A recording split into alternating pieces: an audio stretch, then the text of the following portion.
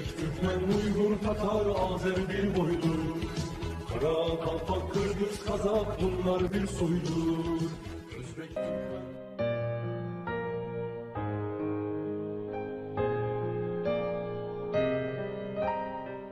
Мастер спорта международного класса по плаванию Владислав Шулика переплыл озеро Иссык-Куль в длину. Он стартовал 22 августа в Караколе и завершил заплыв в Балыкчи. Длина озера Иссык-Куль составляет 181 километр. Напомним, 21-летний кыргызстанец Владислав Шулика переплыл озеро Иссык-Куль в длину 181 километр и установил новый рекорд. Заплыв занял 5 дней. Садыр Джапаров Нургужоевич. Очень хороший человек. Отличный руководитель. Спасибо вам большое за вашу поддержку.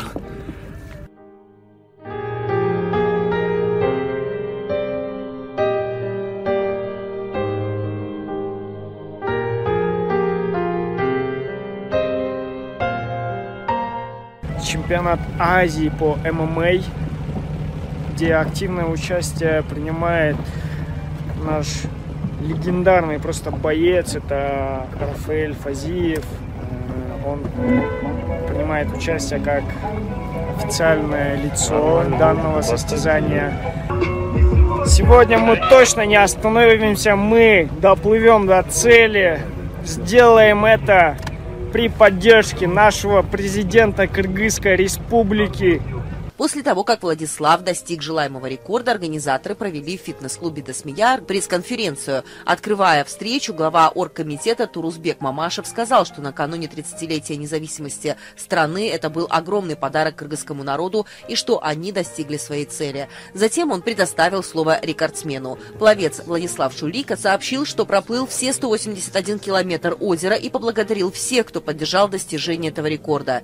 Владислав ранее заявлял, что добьется своей цели, даже если найдутся те, кто попытается отказаться от этого решения. Советник президента Кыргызской республики Руслан Кадырмышев, присутствовавший на пресс-конференции, поздравил рекордсмена от имени главы государства и сообщил, что в ближайшее время Садыр Джапаров примет Владислава отдельно и призвал поддержать пловца все государственные структуры. Генеральный спонсор, владелец строительной компании «Алмаз» Селенов оценил успех Владислава и сказал, что подарит ему квартиру. Затем рекордсмены и участники пресс-конференции ответили на многочисленные вопросы журналистов.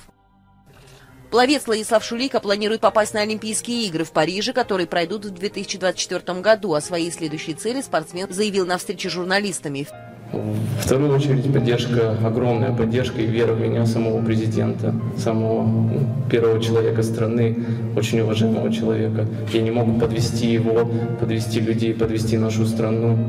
Мы заявили об этом, что поставим такой рекорд в столь трудное время для всего мира, пандемию. То есть мы даже заявили, что наш слоган был «Спорт – это лучшая вакцина от коронавируса».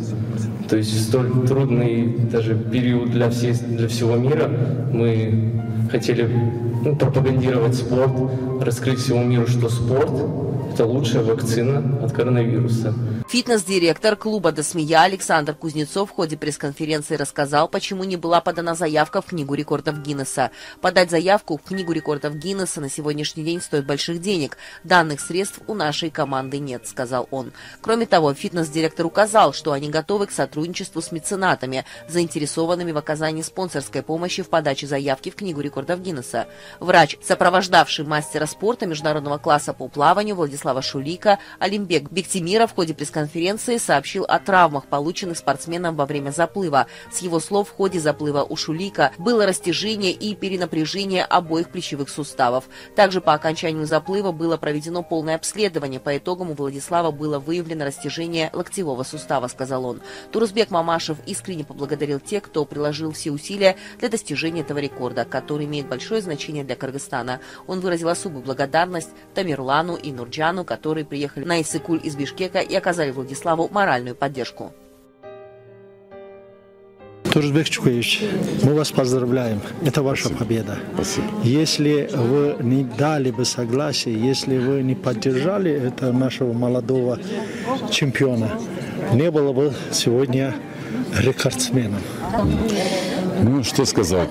Я действительно видел вот, нашего Владислава, горит глаза. Я говорю, я могу организовать, но ты потом не будет для меня какие-то последствия? Это дело серьезное? Он говорит, да, я всю жизнь мечтал с детства, понимаете? А почему мы назвали сегодня нашу конференцию «Мечты сбываются»? Потому что человек мечтал, этим жил, глаза горит. А как не поддержать? Вот и пошел, поддержал, вот получилось, видите, как здорово. Значит, это призыв зарубежные туристы, спортсмены Кыргызстана. Ну да, абсолютно, призыв, да. Самое главное, знаете, мы в рамках данного проекта цель, задача. Как бы объявили на весь мир, что спорт лучшая защита вакцина. Потому что сейчас все равно кругом весь мир проблема как была, так и остается же, правильно? Вот. Поэтому мы призываем, чтобы люди занимались спортом. Вот скажем, Финляндия, маленькая страна, как Кыргызстан, 5 миллионов населения, 90% занимается спортом. Когда вся Европа там, чуть ли в прошлом году, трагедия, они спокойно ходили, у них даже не было проблем. Почему? Потому что спорт не берет никакого вируса, то есть, понимаете, не страшно, потому что иммунитет хороший, никакой вирус не страшно. Поэтому мы объявили, хотя весь мир знает, но тем не менее, маленькие Кыргызстане, что призывают заниматься спортом, и вопрос решен. Сейчас наши таланты Кыргызстана уже знали точка прикосновения Турусбек Мамашев. Ему будут всегда обращаться. Я всегда готов. Хорошие инициативы я всегда готов поддерживать. Спасибо большое. Спасибо. Мы вас поздравляем. Вы тоже в этом проекте участвуете и подарили нашему чемпиону квартиру. Это первый случай у вас или еще было? В истории нашей компании мы дарили и другой спортсменке квартиру. Это Айсулу Таныбекова. Теперь мы решили подарить и Владиславу. Больше для мотивации молодых спортсменов, чтобы они достигали таких высот. Это им подарить квартиру или призывать бизнесменов, предпринимателей, чтобы поддержать молодым спортсменам, молодым талантам? Как? Ну и это тоже присутствует. Да, мы должны заражать друг друга добром, ну и, как сказать, хорошим примером.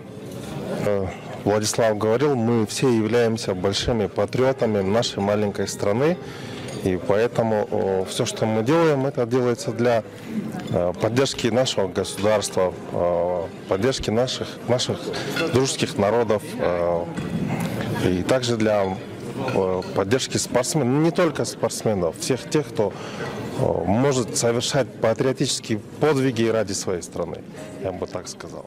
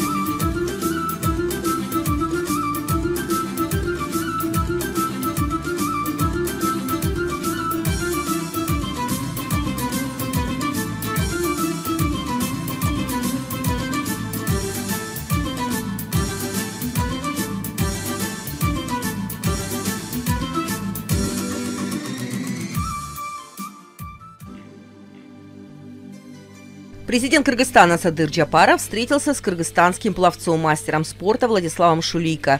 Ранее никто подобного не совершал. Своим примером ты показал, как надо верить в себя и идти к своей цели, несмотря ни на что. Это сложнейшая задача и большое достижение для нашей страны. Этот заплыв стал подарком к 30-летию нашей независимости. Ты подаешь пример для подрастающего поколения. Поэтому я тебе от души желаю успехов и новых побед.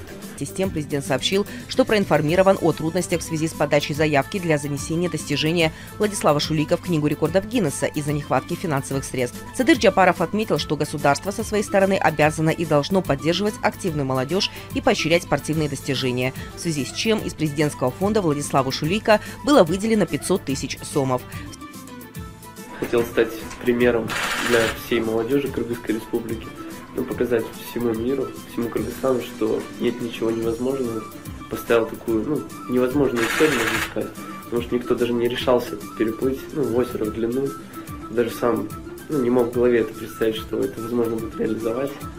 Но когда начал плыть, я уже не мог остановиться, и я сказал всем, что я сделаю это, потому что даже сам президент в меня поверил, вся страна ждала, вся страна верила в меня. Я думаю, получилось хорошо. После заплыва меня сказали: ты больше не Владислав, ты теперь Батырбек, народный герой. Даже люди, которые в ширину переплывали, я их приглашал, звал, никто не согласился. Никто не согласился? Сказали, это невозможно будет сделать. Никто не верил, что такое реально. И вот ему я доказал. Стал примером молодому поколению. Завершая беседу, глава государства пожелал Владиславу Шулика крепкого здоровья и новых спортивных достижений.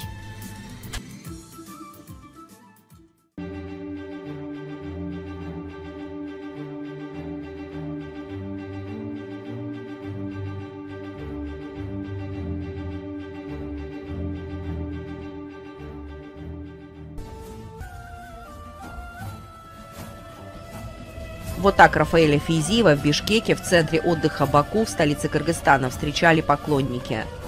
Рафаэля встретили бурными аплодисментами. После того, как ведущий мероприятия кратко представил его, Фейзиев рассказал о своих последних успехах и о том, как он вышел на большой ринг.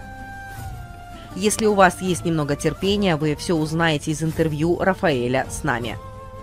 Ранее Бакинский развлекательный центр, организовавший мероприятие, подарил чемпиону Рафаэлю Фейзиеву портрет кыргызского художника.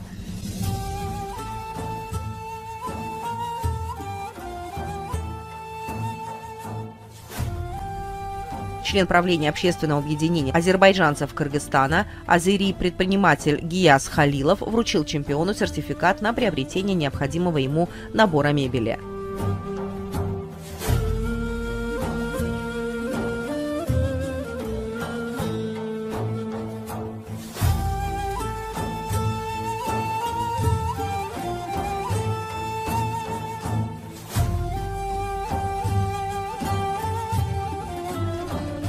Затем руководители медиагруппы «Туркел» поздравили Рафаэля Фейзиева от имени телезрителей «Пирамида ТВ», медиахолдинга «Пирамида» и СМИ «Туркел» и вручили ему трофей с официальной гравировкой птицы «Самрук». Вручая Рафаэлю символ мира во всем мире, мы пожелали ему, чтобы он всегда гордо поднимал флаг Кыргызстана.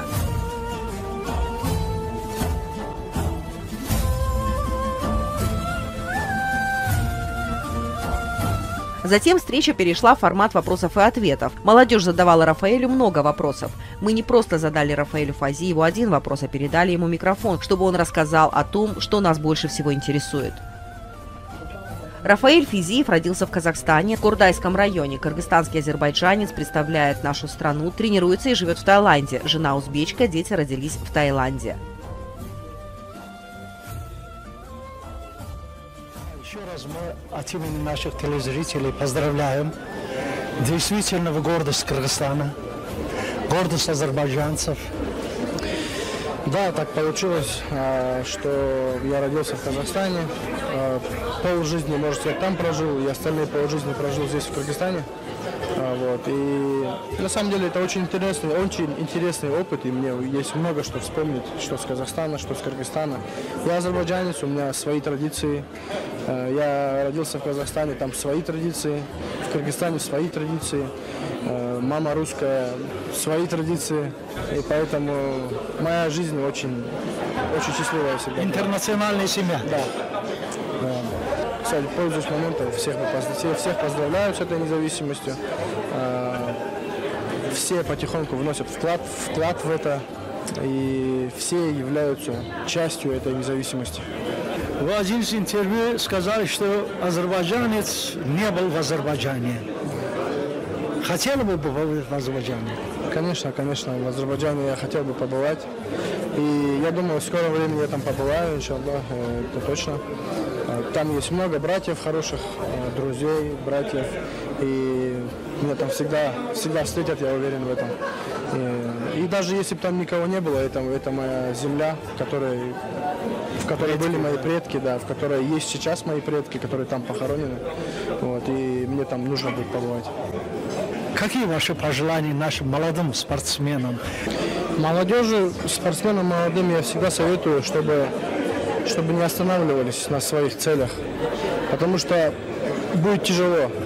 Все знают, что это тяжело, все знают, что травмы, все знают, что какие-то проблемы финансовые, семейные, там, визовые, много будет проблем. Но останавливаться, если есть какие-то цели, и если есть понятие, что эта цель возможно будет достигнута, то останавливаться никогда нельзя. Нужно помнить, что остановившись, ты ближе к ней не будешь.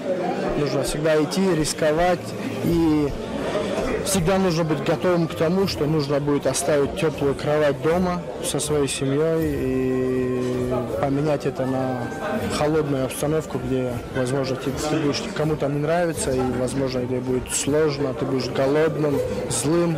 Вот. Нужно рисковать в жизни. Так, у нас передача называется «Мост дружбы». Это в действительности вы сами создавали уже мостов дружбы. Казахстан, Кыргызстан, Азербайджан, семья интернациональная. Что хотели сказать? Не знаю, если... Спорт тоже мост дружбы является. Я думаю, если я в какой-то мере повлиял на такую дружбу, то с помощью Аллаха я надеюсь, что эта дружба будет становиться крепче, потому что на сегодняшний день мы знаем, что существуют проблемы всякого разного рода. И я думаю, я надеюсь, и я желаю всем, чтобы все наши народы, мы всегда были дружными, и чтобы не было никогда каких-то разногласий, чтобы все всегда решалось мирным путем, чтобы все всегда друг к другу относились с уважением, к традициям друг к другу относились с уважением и понимали, что относились со всем пониманием, ко всем и ко всем моментам. Ну что ж, спасибо вам. Еще раз поздравляем от имени наших телезрителей, от имени кыргызстанцев. И желаем вам все время поднимать выше кыргызский флаг. Спасибо вам большое. Съемочная группа программы «Мост дружбы» также разделила радость отца Рафаэля Салмана Физиева, который проживает в поселке Ленинское Аламудунского района. Уважаемые телезрители, Салман Физиев, отец и первый тренер нашего уважаемого героя Рафаэля Физиева. Что хотели сказать? Чемпион, ваш сын. Он гордость Кыргызстана. Ну, я, конечно, особенно. Сейчас ваш сын живет очень-очень далеко. В Казахстан, в Курдай. В Курдай поселок имени Джамбула ранее назывался село Лобзавод. Ну, оттуда жили мои дед с бабушкой, жили Пушкина, сейчас Белясуар. Да. Ну, вот так вот оттуда мы и сюда, здесь оказались, во времена сталинской репрессии. Ну что ж, спасибо еще раз, мы вас поздравляем. С Рафа. Действительно, это радостное событие для нас, азербайджанцев. граждан Кыргызстана, что наш соотечественник поднял флаг Кыргызстана на международном турнире, где он победил. И я верю в то, что теперь многие молодые люди, дети будут смотреть на него и стараться повторить его успех в других видах спорта. В завершении этого замечательного мероприятия, организованного в честь нашего чемпиона Рафаэля Фейзиева, был представлен веселый и трогательный номер в исполнении танцевального коллектива азербайджанских девушек «Иверия» в Кыргызстане.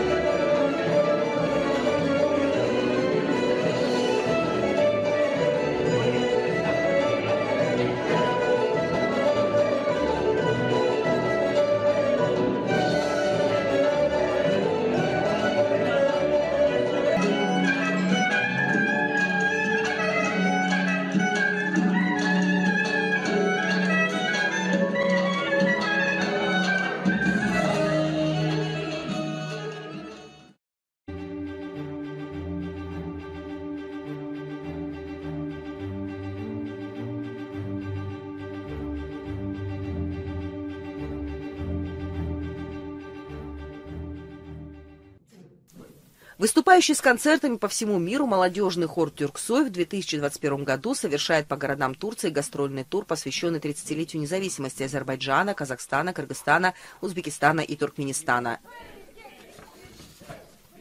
В рамках турне 2 сентября этого года в городе Хатае состоялся первый концерт молодежного хора «Тюрксой», организаторами которого являются Тюрксой и мэрия принимающего мегаполиса, где и прошла первая часть репетиционного периода. Данный концерт, состоявшийся в рамках года Юнуса Эмре и года тюркского языка в городе Хатае, неизменной столицы мира, братства и толерантности, которая в течение истории принимала на своей территории десятки разных цивилизаций, вызвала большой интерес у любителей искусства. Вечер, организованный при участии мэра города Хатая Лютфю Саваша, начался с исполнения отрывка из оратории выдающегося турецкого композитора Ахмета Аднана Сайгуна, созданной на основе произведений Юнуса Эмре. В репертуаре концерта также были произведения из разных стран тюркского мира. В конце вечера, посвященного 30-летию независимости тюркских государств, участники протокола вышли на сцену и присоединились к хору.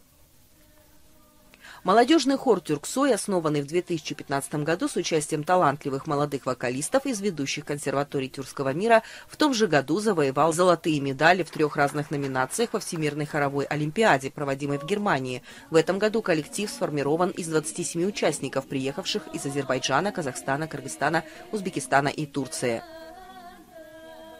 В качестве хорового дирижера в текущем году выступила главный дирижер и художественный руководитель камерного хора Государственной академической филармонии Акимята города Нур-Султан Гульмира Куттыбадамова. Молодежный хор «Тюрксой», который принимал участие в специальных концертах, транслировавшихся на экранах турецкой гостелерадиокомпании ТРТ и выпустивший несколько альбомов за прошедший период, выступит также на заключительном концерте Всемирного саммита по культуре Организации Объединенных Городов и местных органов власти, который состоится в Измире в этом году.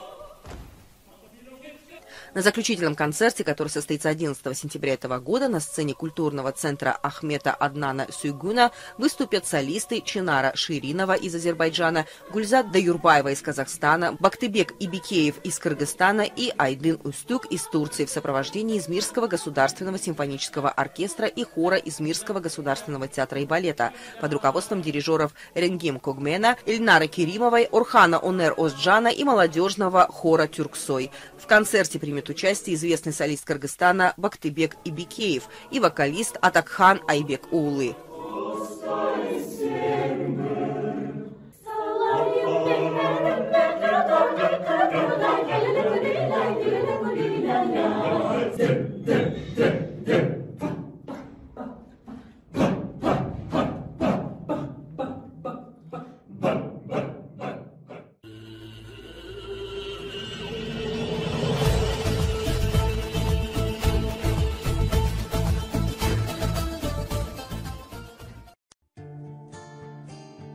Чтобы стать безупречным мастером своего дела, необходимо получить советы и знания специалистов в этой области. Но какими качествами для этого нужно обладать?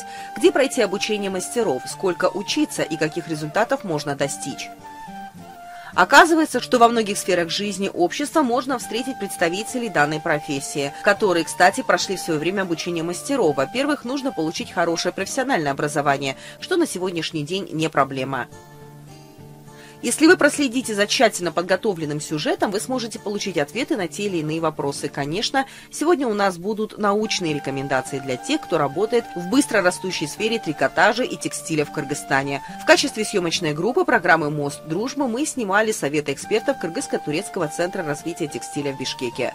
Кыргызско-турецкий центр развития текстиля был создан в 2019 году совместно с турецким правительством с помощью программного офиса ТИКа в Бишкеке и общественное объединение «Гемендик», выпускники турецких вузов. Этот центр работает в рамках поддержки нашей текстильной отрасли. Как всем известно, наша швейная индустрия быстрыми темпами развивается последнюю декаду, 5-10 лет. И вот мы в рамках принятие турецкого опыта, всем нам известно, что Турция тоже является одним из самых передовых стран в рамках производства текстиля и одежды, готовой одежды.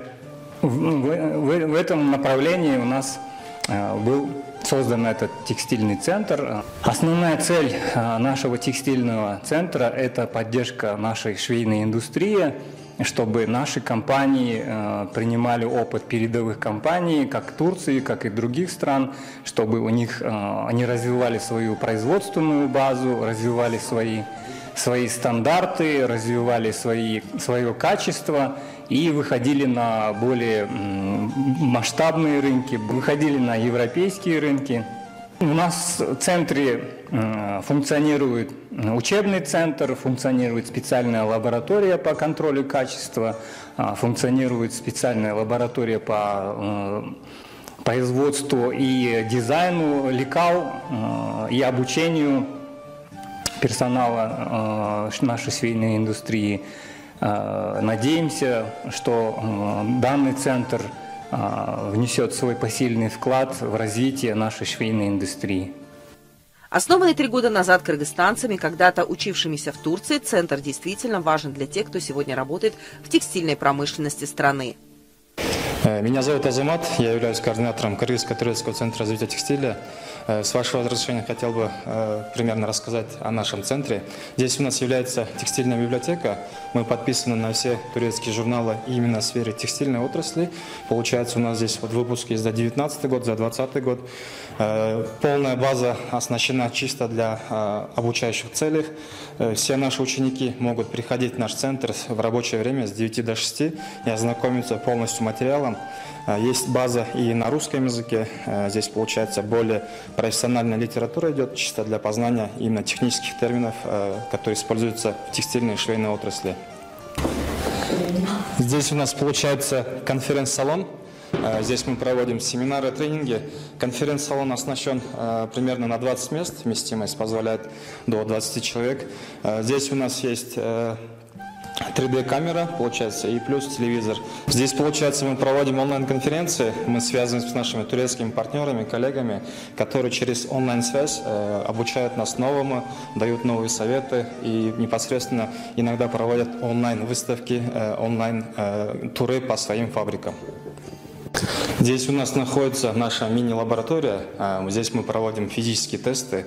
Как вы видите, лаборатория оснащена современным оборудованием. Здесь у нас есть стерилизатор. Здесь у нас идет вот такой инструмент. С помощью этой машинки мы, получается, вычисляем, сколько граммов весит ткань. Например, на примере можно увидеть то, что именно вот этот кусочек ткани весит 234 грамма. На этом аппарате в основном проверяют разнотонку. Здесь у нас идет текстильные понтоны. Именно за счет вот этих понтонов, когда клиент заказывает цвет, можно именно выявить разнотонку в тканях. В основном такие аппараты применяются у производителей трикотажных полотен, либо текстильных полотен. Получается, в любой хорошей компании, именно которая занимается производством готовой одежды, должна находиться такое оборудование, потому что за счет него они могут проверить контроль качества. Здесь есть 4 положения, есть солнечный цвет, дневной цвет и ультравиолет. За счет специального освещения они могут проверить на разнотонку. У нас вот еще есть такое оборудование, называется кракометр. На кракометре обычно проверяется, насколько сильно выдается именно краска, окрас ткани. И имеется в виду, вот здесь именно вот этот отсек крепится такое полотно, и за счет трения, здесь есть специальный калькулятор, за счет трения можно узнать, насколько сильно отдает ткань именно краской. Благодаря этому оборудованию можно проверить именно устойчивость краски на другие синтетические изделия. Получается, есть вот такой образец, маленький образец, на нем идут вот такие полоски, на полосках полотно разного качества, где есть примеси хлопка, где есть полиэскозы, где есть просто вискозы. Крепится образец ткани, который вы хотите проверить именно на устойчивость окраски. Он ложится именно вот такой вот тест-тюб, и благодаря химикатам и этой машинке идет процесс мойки. После процесса мойки взимается образец, и тут вы уже примерно можете увидеть именно на какую ткань вот это полотно издает какой процент окраски. Это второй профессиональный центр в Кыргызстане после Токмака. Здесь у нас идет комната моделирования, позади вас комната создания образцов. Тут, получается, наши ученики обучаются созданию лекал и конструированию на американской программе Gerber AccuMark. Это у нас герберовское оборудование, называется дигитайзер. С помощью дигитайзера мы оцифровываем именно бумажные лекала в цифровой формат. На данный момент все традиционные цеха используют именно вот такие бумажные лекала, которые очень непрактичны и неэффективны. С помощью именно дигитайзера мы оцифровываем каждое лекало, передаем на компьютер, и благодаря компьютеру, программе AccuMark, они уже идут на производство. После оцифровки лекал на программе создаются вот такие вот полотна. Они рассчитываются на стол именно раскроечного стола и на ширину ткани. После создания именно эффективной раскладки, раскладка передается на промышленный плоттер. Плоттер у нас тоже американской фирмы Gerber. Благодаря нашему оснащению мы преподаем здесь еще курсы. Курсы, получается, по конструированию лекал. И помимо конструирования лекал у нас есть дизайнерские курсы, изучение Photoshop и Illustrator именно в текстиле. А курсами у нас занимается наш педагогический состав. У нас вот старший эксперт Гульзат Садыкова. У нас в Центре развития текстиля мы преподаем уроки графического дизайна. Это программы Adobe Photoshop и Adobe Illustrator, с помощью которых мы создаем технические рисунки и дизайн одежды. В этом курсе графического дизайна мы обучаем, как создавать вот такие технические рисунки. Это спецодежда, куртка, летняя куртка. И вот такие типа таких дизайнов. Это технический рисунок. Также мы обучаем, как создавать рисунки, то есть для шелкографии. После того, как мы создаем технический рисунок, мы создаем рисунки для печати шелкографии. Вот на примере вот так наглядно могу показать.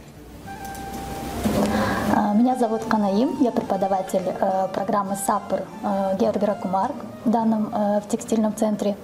С помощью САПР программы мы обучаем наших учеников, как лекала, которые мы традиционным способом раньше делали вручную, строить их на компьютере.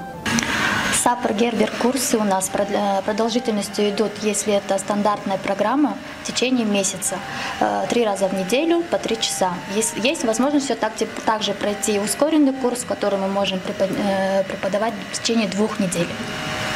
Курсы у нас длятся 1,5 месяца Adobe Photoshop и 1,5 месяца Adobe Illustrator. Это в конечном итоге 3 месяца. 3 раза в неделю по 3 часа.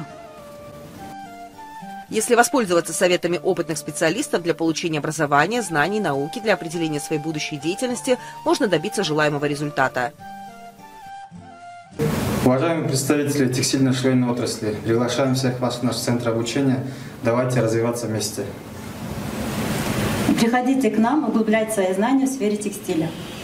Будем рады видеть каждого из вас у нас в центре. Учитесь и развивайтесь.